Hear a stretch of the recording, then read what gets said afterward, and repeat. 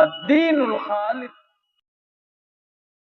وقال جل شأنه في القرآن المجيد والفرقان الحميد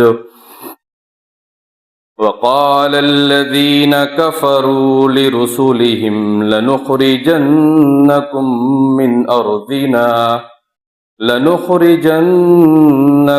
من أرضنا أو لتعودن في ملتنا فأوحى إليهم ربهم لنهلكن الظالمين. برادران اسلام، معزز حاضرین، محترم بزرگوں اور دوستوں، عزیز پیارے بچوں، عزیز اسلامی ماؤں اور بہنوں، یہ مسلمان قوم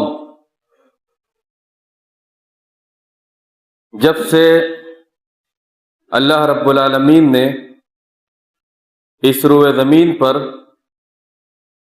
کلمہ لا الہ الا اللہ کا نزول فرمایا، اس کے بعد جب سے اللہ رب العالمین نے انسانوں کو پیدا کیا، تب سے لے کر اب تک اللہ رب العالمین نے ہر زمانے میں اسلام اور مسلمانوں کا دشمن بنایا ہے. وَجَعَلْنَا لِكُلِّ نَبِيٍّ عَدُوًّا شَيَاطِينَ الْجِنِّ وَالْإِنسِ يُوحِي بَعْضُهُمْ إِلَى بَعْضٍ زُخْرُفَ الْقَوْلِ غُرُورًا.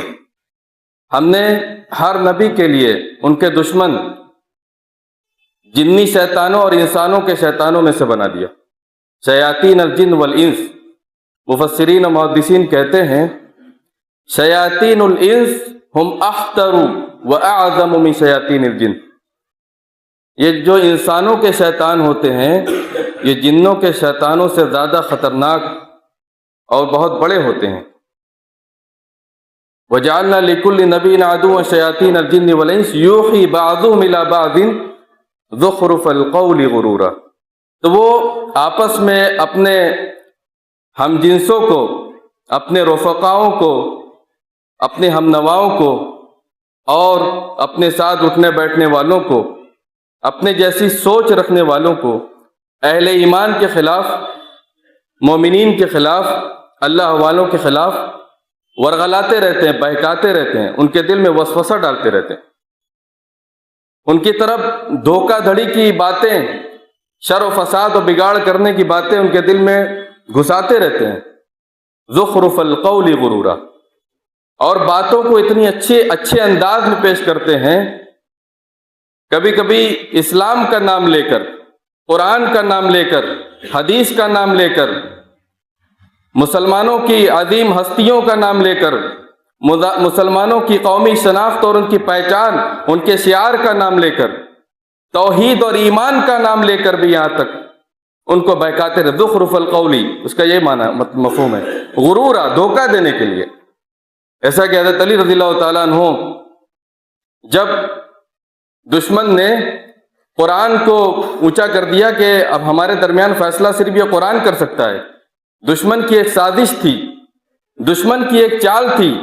حضرت علی رضی اللہ تعالیٰ عنہ نے کہا تھا کلمۃ حق نورید بہ الباطل، بات تو بڑی اچھی کہہ رہا ہے لیکن اس سے ارادہ باطل کا ہے، نیت میں کھوٹ ہے، دل میں ارادے کچھ اور چھپے ہوئے ہیں. تو میرے بھائیوں، مسلمان قوم شروع سے لے کر اب تک آپ یہ کہہ لیں کہ 1500 سال کا زمانہ جو گزر گیا اسلام پر، اس دور میں مسلمانوں کی ترقی اور عروج کا دور دیکھیں، آپ تاریخ کا مطالعہ کریں تو 90% سے زیادہ دور اور زمانہ مسلمانوں کے عروج، ان کی سلطنت، ان کی طاقت، ان کے پاور اور ان کے غلبے کا گزرا ہے. دنیا پر ان کا غلبہ رہا ہے، دنیا پر وہ ترقی پذیر رہے اور رعب و دبدبہ بھی رہا ان کا. خلیفہ مامون کے زمانے میں انہوں نے خط لکھا روم کے بادشاہ کو، تو خط میں کیا لکھتے تھے؟ یا کلب الروم، اے روم کے کتے. وہ رعب و دبدبہ، وہ حیشت، وہ ہیبت اور وہ ان کا خوف دشمنوں کے دل میں طاری تھا. یہ کس وجہ سے تھا؟ کن بنیادوں پر تھا؟ یہ صرف اور صرف کلمہ لا الہ الا اللہ اور اس کے تقاضوں کو پورا کرنے کی شرط کے ساتھ اللہ رب العالمین نے اس کو اس کے ساتھ مشروط کر دیا. وَلَا تَهِنُوا وَلَا تَحْزَنُوا وَأَنْتُمُ الْأَعْلَوْنَ إِن كُنتُم مُؤْمِنِينَ. غم نہ کرو، کمزور نہ پڑو، تم ہی سر بلند رہو گے بشرطے کہ تم ایمان والے ہو. صحیح معنوں میں ایمان اگر دل میں ہے، لا الہ الا اللہ اس کے شروط کے اور اس کے تقاضے کو اگر آپ صحیح معنوں میں پورا کرنے والے ہیں. یہ آیت جس زمانے میں نازل ہوئی اس زمانے کے مسلمانوں سے مخاطب، دنیا کے تمام مسلمانوں سے، قیامت تک آنے والی ساری نسلوں سے خطاب ہے. اگر ایمان ہے دل میں تو تم ہی سر بلند رہو گے. اگر ایمان سے دل خالی ہے تو سر بلندی اور سرفرازی کا، ترقی کا ڈھونگ رچنا اور رونا پیٹنا اور ماتم کرنا کس معنی؟ چہ معنی دارد، اس کا کیا مفہوم و مطلب رہ جاتا ہے؟ اللہ رب العالمین نے قرآن مجید میں یہ بیان فرما دیا، ما اصاب من مصیبت الا بما کسبت ایدیکم ویعفو عن کثیر. تمہیں جو بھی مصیبت و تکلیف اور پریشانی، جانی مال نقصان اور تمہارے روب و دبدبے کو کم کر کے، تمہاری عزت و شوکت اور ثروت اور جاہ و منصب اور تمہارے دبدبے کو کم کر کے، گھٹا کر کے، تمہاری عزت و شوکت کو کم کر کے تمہیں جو بھی مصیبت و تکلیف پہنچتی ہے، اس کا لازمی نتیجہ تمہاری بدعمالیاں ہیں، تمہارے اعمال ہیں. اس لیے کہ اللہ رب العالمین نے آگاہ کر دیا تھا، پہلے ہی وارننگ دے دی تھی، بتلا دیا تھا، یا معشر الجن والانس ان استطعتم ان تنفذوا من اقطار السماوات والارض فانفذوا لا تنفذون الا بسلطان. اگر اللہ رب العالمین کی اطاعت سے نکل کر کوئی اور الگ سے دنیا بسانے کی کوشش کرو گے تو دنیا بسا نہیں سکتے سوائے اجاڑنے کے اور تباہ و برباد، نیست و نابود کرنے کے. کر کے دیکھ لو، لا تنفذون الا بسلطان، تم ایسا ہرگز نہیں کر سکتے. اللہ رب العالمین کی اطاعت سے نکل کر تم کبھی کامیاب اور سرخرو نہیں ہو سکتے. آئے انسانوں اور جناتوں کی جماعت. تو میرے بھائیوں، شرک، بت پرستی، یہ تو اپنی جگہ، توحید میں، ایمان میں کمپرومائز کر لینے کی وجہ سے بھی یہ مسلمان جو 90% سے زیادہ دور اور زمانے میں ترقی پذیر تھی، مغلوب ہوئی، شکست خوردہ ہوئی اور دشمنوں کے ظلم و ستم کا شکار ہو گئی، اغیار کے قید میں چلی گئی، اغیار کے چنگل میں جا کر پھنس گئی. وعد اللہ الذین آمنوا منکم وعملوا الصالحات لیستخلفنہم فی الارض کما استخلف الذین من قبلہم. اللہ رب العالمین نے ایمان والوں سے اور ایمان کے ساتھ ساتھ اس ایمان لائے ہوئی حالت میں نیکی کمانے والوں سے، اعمال صالحہ کرنے والوں سے یہ وعدہ کیا، لیستخلفنہم فی الارض، انہیں اس زمین میں خلیفہ بنائے گا، جانشین بنائے گا. کما استخلف الذین من قبلہم، جیسے کہ ان کے پہلے کے لوگوں کو، پہلی قوموں کو اس زمین میں غلبہ، طاقت و قوت، اثر، عزت، تمکنس، سلطنت، سب کچھ اللہ رب العالمین نے عطا فرمایا. وَلَيُمَكِّنَنَّ لَهُمْ دِينَهُمْ الَّذِي ارْتَضَىٰ لَهُمْ، اور جس دین کو اللہ رب العالمین نے ان کے لیے پسند کیا، چن لیا، دین اسلام کو، یمکنن لہم، اس دین کو ان کے لیے مضبوطی کے ساتھ جما دے گا. اسلام کا جھنڈا اس روئے زمین میں اللہ رب العالمین گاڑ دے گا. شرط کیا ہے؟ یعبدوننی ولا یشرکون بی شیئا، میرے اوپر ایمان لائیں، میری توحید کو کما کہو مان لے، لیکن اس توحید اور اس ایمان لانے میں ذرہ برابر بھی 1% یا 0.1% کے برابر بھی شرک نہ ہو، ایمان میں خلل نہ ہو. اللہ رب العالمین کو خالص چیز پسند ہے. الذین آمنوا ولم یلبسوا ایمانہم بظلم، جو لوگ صحیح معنوں میں ایمان لائے اور اپنے ایمان لانے کی حالت میں انہوں نے ظلم یعنی شرک کو نہیں ملایا. وما یؤمن اکثرهم باللہ الا وهم مشرکون، ایمان لانے والے بھی مشرک ہوا کرتے ہیں. اللہ رب العالمین فرما رہے ہیں وما یؤمن اکثرهم باللہ الا وهم مشرکون، اللہ پر ایمان کا دعویٰ رکھنے والی اکثر قوم، دنیا کی اکثریت شرک و بت پرستی میں، شرک و بدعت میں، ایمان کے خوٹ، توحید میں شرک کی آمیزش اور ملاوٹ میں مبتلا ہے. اور یہ ملاوٹ والی چیز اللہ رب العالمین کو ہرگز پسند نہیں. اسی لیے اللہ رب العالمین کو آپ کو اس زمین پر غلبہ اور قوت، طاقت و شوکت یہ عطا فرمانے کا جو وعدہ تھا، خالص ایمان کے ساتھ اس کو مشروط کیا گیا، خالص توحید کے ساتھ اس کو مشروط کیا گیا. اس میں ذرہ برابر بھی کوئی کمپرومائز کرنے کے لیے کوئی گنجائش باقی نہیں چھوڑی گئی. احسب الناس ان یترکوا ان یقولوا آمنا وهم لا یفتنون، کیا لوگوں نے یہ گمان کر رکھا، یہ سوچ رکھا ہے کہ انہیں یوں ہی چھوڑ دیا جائے گا بے مقصد اور انہیں آزمایا نہیں جائے گا صرف یہ کہہ دینے پر کہ ہم زبانی طور پر ایمان لائے، ایمان کا دعویٰ کر لینے سے انہیں چھوڑ دیا جائے گا، ان کی آزمائش نہیں ہوگی، انہیں آزمایا نہیں جائے گا۔ وَلَقَدْ فَتَنَّا الَّذِينَ مِن قَبْلِهِمْ، ان سے پہلے کے لوگوں کو بھی ہم نے آزمایا۔ نبی کریم صلی اللہ تعالی علیہ وسلم سے جب شروع کے مسلمانوں نے آ کر شکایت کی تو کہا کہ تم ابھی اتنی حالت پر ہی بے صبرے ہو گئے، صبر نہیں کر سکتے؟ تم سے پہلے کی قومیں اس کو آریوں سے چیر دیا گیا، چلتی دھوپوں پر چلتی ریت پر، تپتی دھوپ میں ریت پر ان کو لٹایا گیا، اور ان کے ساتھ ظلم و ستم کا وہ ماتم، ظلم و ستم کا وہ پہاڑ توڑا گیا کہ وہ اس کے بعد بھی اللہ رب العالمین پر صبر کرتے رہے اللہ رب العالمین سے، اس میں بھی وہ خیر کی امید رکھتے رہے۔ تم اتنی حالت پر بے صبرے ہو گئے۔ وَلَقَدْ فَتَنَّا الَّذِينَ مِن قَبْلِهِمْ، تم سے پہلے کے لوگوں کو بھی ہم نے آزمایا۔ فَلَيَعْلَمَنَّ اللَّهُ الَّذِينَ صَدَقُوا وَلَيَعْلَمَنَّ الْكَاذِبِينَ، جو لوگ زبانی دعویٰ کرنے والے ہیں، اسلام کا لیبل لے کر اوڑھ کر مسلمانوں کے بیچ میں رہنے والے ہیں، اور اپنے آپ کو توحید پر، ایمان پر گامزن بتانے والے، استقامت پذیر کہلوانے والے ہیں، کیا ہم انہیں مخلص مسلمانوں، خالص ایمان والوں کے بیچ سے الگ نہیں کریں گے؟ سچے اور جھوٹے کی، کھرے اور کھوٹے کی تمیز نہیں ہوگی؟ وَلَيَعْلَمَنَّ اللَّهُ الَّذِينَ صَدَقُوا وَلَيَعْلَمَنَّ الْكَاذِبِينَ۔ اللہ رب العالمین یہ ابتلاء اور آزمائش اس لیے کرتے ہیں، مسلمانوں کو ابتلاء اور آزمائش میں اس لیے گرفتار کرتے ہیں تاکہ اللہ رب العالمین سچے مومنوں کو، ایمان والوں کو دنیا پر غالب کر دے، ان کو ظاہر کر دے، ان کو غلبہ عطا فرمائے، اور جو جھوٹے ہیں وہ خود بخود مغلوب ہو جائے۔ یہ اللہ رب العالمین کی سنت ہے، سنت اللہ فلن تجد لسنت اللہ تبدیلا۔ یہ اللہ رب العالمین کا طریقہ ہے، ہر قوم، ہر ملت میں، ہر زمانے میں، ہر نبی کے ماننے والوں کے ساتھ یہ ہوا۔ ولن تجد لسنت اللہ تبدیلا، آپ اللہ رب العالمین کی سنت میں کوئی تبدیلی نہیں پائیں گے۔ تو میرے بھائیوں، خالص توحید اور خالص ایمان اور عقیدے کو اپنا کر کے اس دنیا میں ترقی آپ حاصل کر سکتے ہیں۔ اگر اس میں کمپرومائز ہے، اس میں شرک و بدعت کی آمیزش ہے، ایمان میں کھوٹ ہے، تو پھر غیر مشروط طور پر آپ کبھی بھی اس چیز کی تمنا اور آرزو نہیں کر سکتے جو محال ہے۔ من طلب العلا سحر اللیالی، شاعر نے کہا کہ جو بلندی تک پہنچنا چاہتا ہے وہ راتوں کو جاگتا ہے، محنت کرتا ہے۔ محنت کرنے کا معنی جس محنت، ترقی حاصل کرنے، عروج حاصل کرنے کے لیے جو شرط لگائی گئی، اس شرط کو حاصل کیے بغیر آپ بلندی کی خواہش رکھیں، بلندی کی آرزو و تمنا رکھیں تو یہ نہیں ہو سکتا۔ ومن طلب العلا، جو ایسا کرے، بلندی حاصل کرنا چاہے، من غیر قدن، بغیر محنت کے، بغیر ایمان اور عقیدے، خالص توحید، خالص ایمان کے، اضاع العمر فی طلب المحال، تو وہ اپنی زندگی کو ایسی چیزوں کے پیچھے کھپائے گا جو کبھی حاصل نہیں ہونے والی، محال ہے اس کا حاصل ہونا، وہ حاصل نہیں ہو سکتی ہے میرے بھائیوں۔ تو خالص توحید، ایمان اور عقیدہ کو اپنا کر کے شرک و بدعت سے کلی طور پر توبہ اور اجتناب ہو۔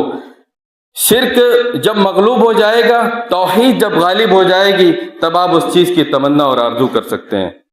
اور دوسرا سبب جو فلاسفہ نے اور کچھ مذہب بیدار لوگوں نے تجزیہ کیا، مسلمانوں کی ترقی پذیر قوم یہ تنزلی کا شکار کیوں ہوئی، زبوحالی کا شکار کیوں ہوئی، اس کا تجزیہ کیا انہوں نے، تو کہا کہ یہ تعلیمی میدان میں پیچھے رہ جانے کی وجہ سے، سیاسیات میں پیچھے رہ جانے کی وجہ سے، اقتصادیات میں پیچھے رہ جانے کی وجہ سے، تعلیم و تعلم کے میدان میں پیچھے رہ جانے کی وجہ سے، ٹیکنالوجی، سائنس اور ترقی کہ جو بھی اسباب و وسائل اس زمانے کے لیے لازم و ملزوم ہے، ضروری ہیں، اس کو نہ اپنانے کی وجہ سے یہ مسلمان قوم آج ترقی سے تنزلی کا شکار ہوئی، اوج ثریہ کی بلندی سے زمین تحت سرا زمین کی پستیوں میں دھکیل دی گئی۔ یہ انہوں نے تجزیہ کیا۔ تو کیا یہ بات سچ ہے؟ کیا مسلمانوں کی یہی حالت تھی؟ آج سے 100-150 سال پہلے تک مسلمانوں کا جو عروج، جو خاتمے پر تھا، جو آخری سانسیں لے رہی تھی مسلمانوں کی حکومت و سلطنت، کیا ان کا یہی حال تھا؟ ترقی نہیں تھی؟ آج بھی ویسے ہی ترقی ہے۔ جو یہ تجزیہ کر رہے ہیں اور مسلمانوں کے بارے میں جو یہ بتلا رہے مذہب بیدار لوگ، آج بھی مسلمانوں کے پاس ترقی ہے۔ تنزلی کا شکار صرف اور صرف توحید میں کھوٹ، ایمان میں کمی، شرک کے آ جانے کی وجہ سے ہے۔ اس کا صرف اور صرف ایک یہی وجہ ہے، اور دوسری سب سے بڑی وجہ، یہ تو سب سے بڑی وجہ ہوئی، دوسری سب سے بڑی وجہ قرآن سے دوری۔ قرآن ان ھذا القرآن طرفہ بید اللہ و طرفہ بیدیکم، قرآن کا ایک سرا یہ تمہارے ہاتھوں میں اور دوسرا سرا یہ اللہ رب العالمین کے ہاتھوں میں۔ تعلق قرآن سے رشتہ آپ جوڑیں گے، قرآن اوپر سے آیا، آپ اس سے جتنا زیادہ رشتہ استوار کریں گے، تعلق اس سے مضبوط کریں گے، اتنی زیادہ آپ ترقی اور بلندی اور اوج ثریا پہ آپ مقیم ہوں گے۔ شاعر نے، علامہ اقبال نے کہا، چاہتے سب ہیں کہ ہو اوج ثریا پہ مقیم، سب چاہتے ہیں کہ ہم ترقی اور کا شکار ہوں، تنزلی سے ہم بچ جائیں، پہلے ویسا کوئی پیدا تو کرے قلب سلیم، اس کو پانے کے لیے جو شرط ہے اس پر عمل درآمد کرنے کی کوشش تو پہلے کرے۔ تو میرے بھائیوں، قرآن سے دوری، تعلق قرآن سے جتنا زیادہ آپ جوڑیں گے اتنا زیادہ آپ بلندی پر جائیں گے اور ترقی کریں گے۔ تعلق کو آپ کیا سمجھتے ہیں؟ تعلق ایک وائر ہوتا ہے، وائر کے ایک کنارے پر ایک سرے پر اگر کرنٹ لگا دے، ایک سرا اس کو تار کو تھوڑا چھیل دے اور دوسرا سرا اس کو پلگ کرنٹ میں سے اس کو جوائنٹ کر دیں، اگر اس دوسرے سرے کو آپ کرنٹ سے جوائنٹ نہیں کریں گے، تار کے دوسرے سرے کو، تعلق سمجھیے آپ، تو بچہ بھی اس کے ساتھ کھیل سکتا ہے، بچہ تو کیا ہاتھی کیا بچہ بھی اس کے ساتھ کھیل سکتا ہے، لیکن اگر اس دوسرے سرے کے وائر کے دوسرے سرے کو آپ کرنٹ سے جوائنٹ کر دیں تو اس کے دوسرے سرے سے ہاتھی تو کیا بچہ بھی اس سے کھیلنے سے دور بھاگے گا۔ تعلق سمجھیے آپ، قرآن سے اپنے رشتے کو مضبوط کرنا، اس سے ہمارا کیا حال ہو سکتا ہے، ہم کتنے زیادہ ترقی پذیر ہو سکتے ہیں۔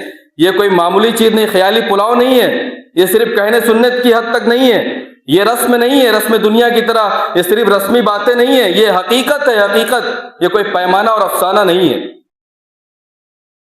ان اللہ لیرفع بہذا الکتاب اقواما ویضع به آخرین، اللہ رب العالمین اس کتاب قرآن کے ذریعے قوموں کو عروج و ترقی اور بلندی عطا فرمایا کرتے ہیں، ویضع به آخرین، اور اسی کتاب قرآن کے ذریعے جو مکار ہیں، جھوٹے ہیں، اس کا نام لے کر جو غلط استعمال کرتے ہیں اس کو اسی کتاب قرآن کے ذریعے اللہ رب العالمین پستی میں، رسوائی میں، پسپائی میں ڈھکیل دیتے ہیں۔ تو میرے بھائیوں، قرآن سے دوری، وقال رسول یا ربی ان قوم اتخذوا هذا القرآن مہجورا، سورہ بنی اسرائیل میں قیامت کے دن اللہ کے دربار میں نبی کریم صلی اللہ تعالی علیہ وسلم اللہ رب العالمین سے شکایت کریں گے۔ یہ شکایت کس موقع پر ہوگی؟ جب بدعتی لوگ آئیں گے دوڑے دوڑے نبی کو دیکھ کر حوض کوثر کا پانی پینے کے لیے، تو ان کے اور نبی کے درمیان ایک دیوار حائل کر دی جائے گی۔ تو نبی کریم صلی اللہ تعالی علیہ وسلم ملائکہ سے، فرشتوں سے کہیں گے کہ یہ تو میری امت کے لوگ ہیں، یہ میری قوم کے لوگ ہیں۔ فرمایا کہ انک لا تدری ما احدثوا بعدک، آپ کے جانے کے بعد انہوں نے دین میں کیا فساد اور بگاڑ پیدا کیا، ایمان اور توحید کے ساتھ انہوں نے کیا کھلواڑ کیا، آپ کو نہیں معلوم۔ تو نبی کریم صلی اللہ تعالی علیہ وسلم فرمائیں گے سحقاً سحقاً لمن غیر بعدی، دوری ہو، بربادی ہو، دور ہو ایسے لوگ جنہوں نے میرے بعد کوئی تبدیلی لائی، کیونکہ میں نے ہر چیز کو واضح کر کے میں گیا تھا اور مکمل دین و شریعت اور روشن شاہراہ پر تم کو چھوڑ کر گیا تھا۔ ترکتکم علی المحجۃ البیضاء لیلھا کنہارھا، روشن شاہراہ پر چھوڑ کر جا رہا ہوں، اس میں کوئی پیچیدگی نہیں ہے، اس کی راتیں بھی اس کے دن کی طرح واضح ہیں، اس میں کوئی پیچیدگی اور مشکل اور رکاوٹ اور تکلیف کی چیزیں نہیں ہیں میرے بھائیوں۔ تو نبی کریم صلی اللہ تعالی علیہ وسلم اس موقع پر یہ آیت کریمہ پڑھ کر اللہ رب العالمین کے دربار میں اپنی امت کی شکایت کریں گے، وقال الرسول یا ربی ان قوم اتخذوا هذا القرآن مہجورا، اور رسول کہیں گے اے میرے پروردگار، میری اس قوم کے لوگوں نے میرے بعد اس قرآن کو چھوڑ دیا تھا، اس کو ہنسی مذاق اور کھلونا بنا دیا تھا۔ وہ زمانے میں معزز تھے مسلمان ہو کر، اور ہم خوار ہوئے تارک قرآن ہو کر۔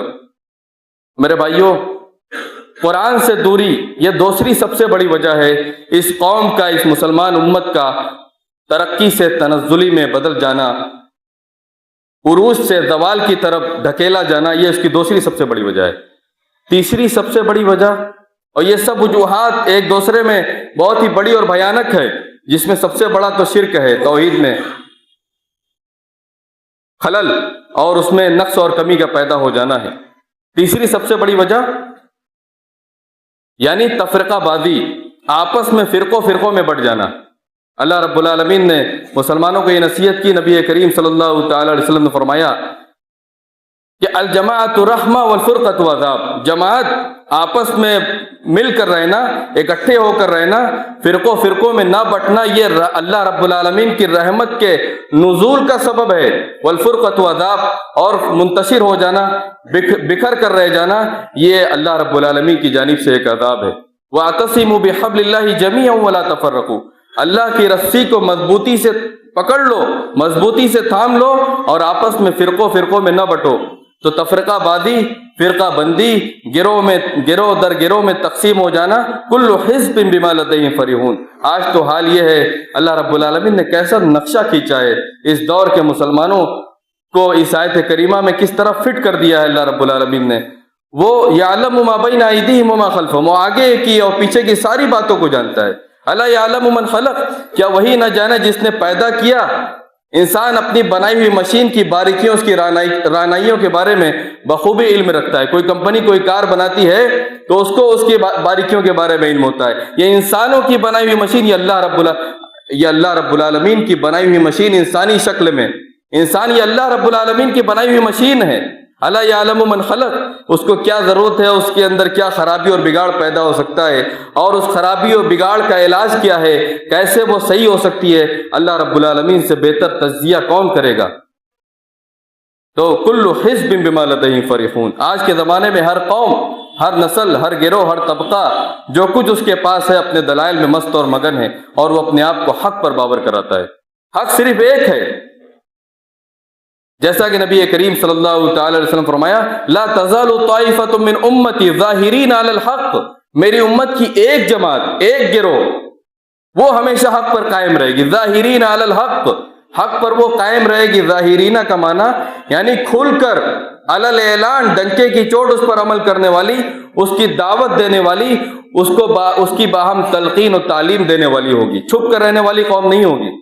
لا تضرهم من خالفهم، قیامت تک ان کی مخالفت کرنے والی جتنی بھی قومیں پوری جم غفیر کو، بڑی سے بڑی سپر پاور اور طاقت کو ان کی مخالفت کے پیچھے اپنے ساتھ میدان میں جمع کر لے، لا تضرهم من خالفهم، ان کو ہرگز بھی نقصان نہیں پہنچا سکتے، ان کا کچھ بھی وہ نقصان نہیں کر سکتے۔ ید اللہ فوق الجماع، اس لیے کہ اللہ رب العالمین کی مدد و تائید اس جماعت کو حاصل ہوگی۔ طائفہ منصورہ جس کو کہا گیا، حتی تقوم الساعہ، یہاں تک کہ قیامت قائم ہو جائے، قیامت تک وہ جماعت حق پر قائم رہے گی اور حق پر ڈٹی رہے گی۔ تو میرے بھائیوں، اختلاف اور انتشار، تفرقہ بازی، فرقوں میں بٹ جانا، یہ سب سے بڑی وجہ ہے تیسری اس امت کا زوال پذیر ہونے میں۔ اور چوتھی سب سے بڑی وجہ جانتے ہیں آپ؟ سنت سے دوری، نبی کریم صلی اللہ تعالی علیہ وسلم کی سنت سے اعراض اور اگردانی۔ فَلْيَحْذَرِ الَّذِينَ يُخَالِفُونَ عَنْ أَمْرِهِ أَن تُصِيبَهُمْ فِتْنَةٌ أَوْ يُصِيبَهُمْ عَذَابٌ أَلِيمٌ، ڈرنا چاہیے ان لوگوں کو جو رسول کے حکم کی مخالفت کرتے ہیں۔ کس بات سے ڈرنا چاہیے؟ اور حذر کا معنی عربی زبان میں آپ جانتے ہیں کس معنی میں استعمال کیا جاتا ہے؟ راستے میں کانٹے دار راستے میں، جنگل میں آپ چل رہے ہوں تو شیر سے ڈر کر اور چپتے ہوئے کانٹوں سے بچ کر جس طرح چوکنا ہو کر آپ چلتے ہیں، ویسے اس سے بھی زیادہ رسول کی سنت کی مخالفت کرنے سے آپ کو ڈرنا چاہیے۔ کس بات سے؟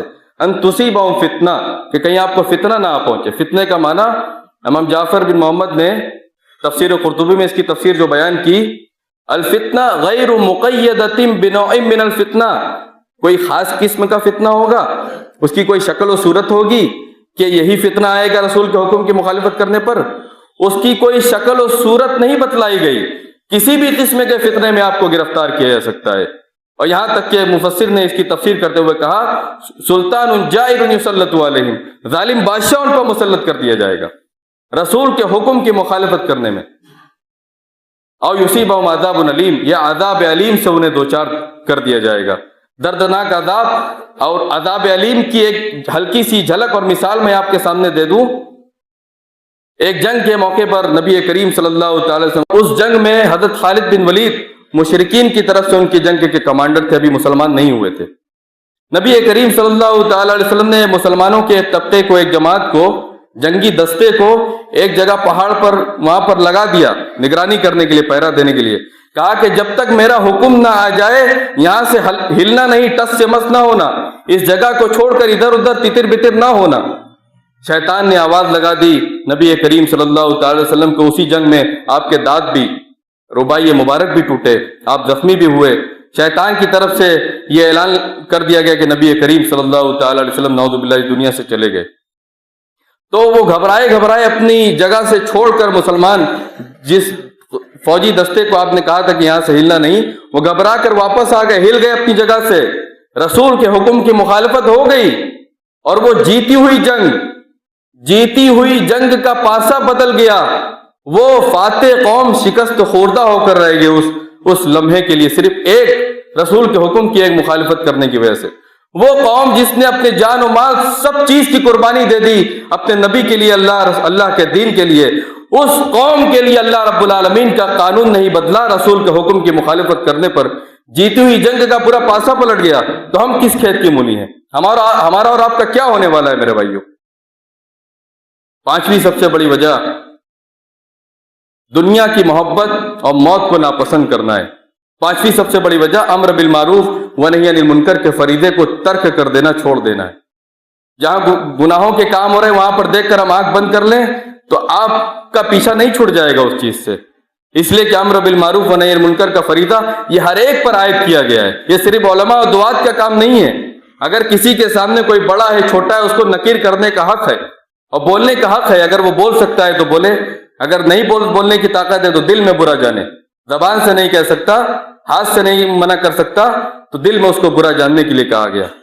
وَلْتَكُن مِّنكُمْ أُمَّةٌ يَدْعُونَ إِلَى الْخَيْرِ يَأْمُرُونَ بِالْمَعْرُوفِ وَيَنْهَوْنَ عَنِ الْمُنكَرِ، تم میں سے ایک گروہ، ایک جماعت ہونی چاہیے، اس کے لیے خاص ایک ٹیم ہونی چاہیے جو امر بالمعروف و نہی عن المنکر کے فریضے کو انجام دے، سماج و معاشرے سے گندگیوں کو، برائیوں کو، شرک و بدعت کا قلعہ کما کرے اور لوگوں کو صحیح دین کی نشاندہی کرے، ہدایت کے راستے کو کھول کر بتلائے اور نیکیوں کا حکم دے، برائیوں سے روکے، یہ ایک جماعت ہونی چاہیے۔ اس کے لیے لَتَأْمُرُنَّ بِالْمَعْرُوفِ وَلَتَنْهَوُنَّ عَنِ الْمُنكَرِ، تم ضرور بھی ضرور بھلائیوں کا حکم دیتے رہو، برائیوں سے روکتے رہو۔ اگر تم ایسا نہیں کرو گے، أَوْ لَيُوشِكَنَّ اللَّهُ أَن يُسَلِّطَ عَلَيْكُمْ عَذَابًا وَعِقَابًا مِّنْ عِندِهِ ثُمَّ لَتَدْعُنَّهُ فَلَا يَسْتَجِيبُ لَكُمْ۔ اگر تم امر بالمعروف و نہی عن المنکر کے فریضے کو چھوڑ دو گے، گناہوں کو دیکھ کر اس پر نکیر نہیں کرو گے، منع نہیں کرو گے لوگوں کو، اور بھلائیوں کا جہاں حکم دینے کی ضرورت ہے وہاں پر تم خاموش رہ جاؤ گے، ایسا نہیں کرو گے، بھلائی کا حکم دینے سے پیچھے رہ جاؤ گے، تو اللہ رب العالمین اپنی جانب سے ایسا عذاب، ایسی سزا تم پر مسلط کر دے گا۔ اس سزا اور اس عذاب میں گرفتار ہونے کے بعد تم اتنے زیادہ پریشان ہو جاؤ گے اپنی حالت بے کس و لاچار و مجبور و مخور ہو کر کہ اللہ رب العالمین کے سامنے تمام اسباب و وسائل، ہر ایک چیز کو استعمال کرنے کے بعد اب ہمارا کچھ حل ہو ہی نہیں رہا، نکل ہی نہیں رہا مصیبت و پریشانی سے، ہمارا ہو تو کیا ہو۔ پھر اللہ رب العالمین کے دربار میں آخری وسیلہ دعا کی شکل میں ہاتھ اٹھانا پڑے گا، دعا کرنا پڑے گا اللہ سے کہ اللہ تعالیٰ ہمیں اس عذاب سے نجات دے دے۔ تو امر بالمعروف و نہی عن المنکر کے فریضے کو چھوڑ دینے کی وجہ سے آپ کی دعا بھی ایسی حالت میں اللہ رب العالمین قبول نہیں کرے گا، فلا یستجیب لکم، تمہاری دعائیں بھی قبول نہیں کی جائیں گی۔ وقت ختم ہو رہا ہے، آخری بات میں بیان کر کے اپنی بات ختم کروں گا۔ چھٹی سب سے بڑی وجہ، ایک مختصر طور پر میں بیان کر دوں، تعلیم و تعلم سے دور ہونا، اس کے لیے بہت تفصیل درکار ہے۔ چھٹی سب سے بڑی وجہ دنیا سے محبت اور موت کو ناپسند کرنا، حب الدنیا و کراہیت الموت۔ وہ مشہور حدیث آپ نے بارہا سنی ہوگی، نبی کریم صلی اللہ تعالی علیہ وسلم نے صحابہ کو مخاطب کرتے ہوئے ارشاد فرمایا، یوشک ان تتداعی علیکم الامم، قریب ہے کہ دنیا کی ساری قومیں، مسلمان دشمن، ساری طاقتیں یک پلیٹ فارم ہو کر تمہارے خلاف کمر بستہ ہو جائیں، صف آرا ہو جائیں۔ تو نبی کریم صلی اللہ تعالی علیہ وسلم سے صحابہ نے پوچھا، امین، جیسے کہ کھانے والا بھوکا پیالے پر ٹوٹ پڑتا ہے دسترخوان پر، اسی طرح تم پر پل پڑیں گی۔ تو صحابہ نے پوچھا، امین قلت نحن یومئذ یا رسول اللہ، کیا اس زمانے میں ہماری تعداد کم ہوگی؟ تو فرمایا کہ بل انتم کثیرون ولکنکم غثاء کغثاء السیل، تمہاری تعداد اس زمانے میں ہرگز کم نہیں ہوگی، بلکہ تم سمندری جھاگ اور اس کی خس و خاشاک کے مانند تمہاری مثال ہو جائے گی۔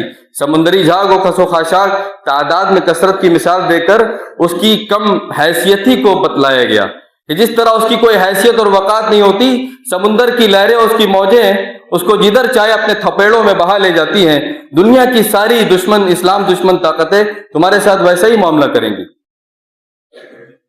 وَلَيَنزِعَنَّ اللَّهُ مِن صُدُورِ عَدُوِّكُمُ الْمَهَابَةَ مِنكُمْ، اور اللہ رب العالمین مسلمانوں کے دشمنوں کے دلوں سے مسلمانوں کا ڈر اور خوف نکال دے گا. ہمارا دشمن ہم سے نہیں ڈرے گا. جو نبی کریم صلی اللہ تعالی علیہ وسلم اور عروج پذیر قوم، ایمان والی قوم کے ساتھ جو معاملہ تھا، جو دبدبہ تھا، جو مامون نے روم کے بادشاہ کو جو خط لکھا، وہ چیز اب باقی نہیں رہے گی. وَلَا يَقْذِفَنَّ اللَّهُ فِي قُلُوبِكُمُ الْوَهْنَ، اور وہی اللہ رب العالمین تمہارے دل میں وہن ڈال دے گا. فرمایا، پوچھا صحابہ نے کہ یہ وہن کیا ہے؟ فرمایا کہ حب الدنیا و کراہیت الموت، دنیا کی محبت اور موت کو ناپسند کرنا. تو میرے بھائیوں، یہ چند باتیں تھی، باتیں تو بہت ہیں، وقت درکار نہیں ہے. کبھی پھر موقع رہا تو انشاءاللہ اس کے آگے کی باتیں بیان کی جائیں گی. اللہ رب العالمین سے دعا ہے، الہ العالمین تو ہم تمام مسلمانوں کو ہماری عظمت رفتہ کو واپس حاصل کرنے کی توفیق عطا فرما. رب العالمین صحیح معنوں میں ہمارے دلوں میں ایمان اور اخلاص اور توحید کا نور ہمارے سینوں میں جگا دے. رب العالمین توحید کے تقاضوں اور اس کے شرائط کو کما حقہ پورا کرنے کی توفیق عطا فرما. رب العالمین ہمیں اس جہان فانی میں عزت و سربلندی عطا فرما. رب العالمین کتاب و سنت سے زیادہ ہمیں اپنے رشتے کو مضبوط کرنے کی توفیق عطا فرما. اور جب تک اس جہان فانی میں زندہ رکھ، اپنے نبی صلی اللہ تعالی علیہ وسلم کا سچا اور پکا متبع بنا کر زندہ رکھ. اور جب اس سانسوں کے ڈور کے ٹوٹنے کا وقت آئے تو لا الہ الا اللہ محمد رسول اللہ کے ساتھ ہمارا خاتمہ بالخیر ہو. اقول قولی ھذا واستغفر اللہ لی ولکم ولسائر المسلمین من کل ذنب فاستغفروا انہ هو الغفور الرحیم.